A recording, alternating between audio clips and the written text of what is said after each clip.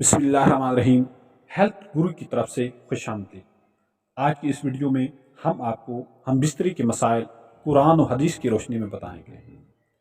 मियाँ बीवी किसी भी तरीके से हम बिस्तरी कर सकते हैं, यानी कोई भी सेक्स टाइप या सेक्स पोजीशन बना सकते हैं।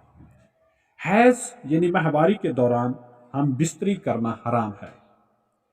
हैज़ के दौरान बीवी से बोसो किनार साथ लेटना और साथ खाना पीना वगैरह जायज़ है।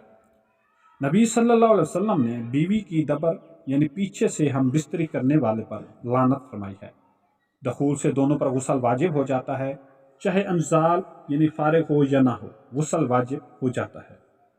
हम बिस्तरी के फ़ौरन बाद गुस्ल करना वाजिब नहीं।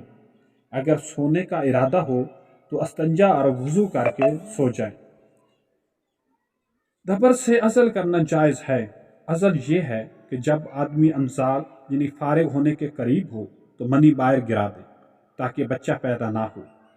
उलमा ने अज़ल से इस्तदलाल करके टेम्परेरी फैमिली प्लानिंग के लिए कंडम को जायज़ करार दिया है। खलवत यानी हम बिस्तरी की बातें दोस्तों या सहेलियों को बताना हराम है।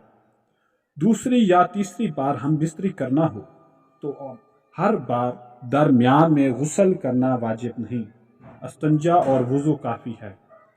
अगर किसी गैर औरत पर नज़र पड़ने से शहवत पैदा हो जाए तो घर जाकर अपनी बीवी से हम बिस्तरी कर लेनी चाहिए।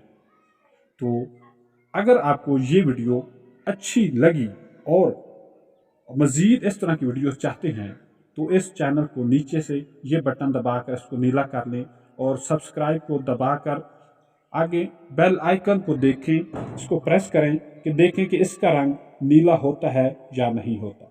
शुक्रिया।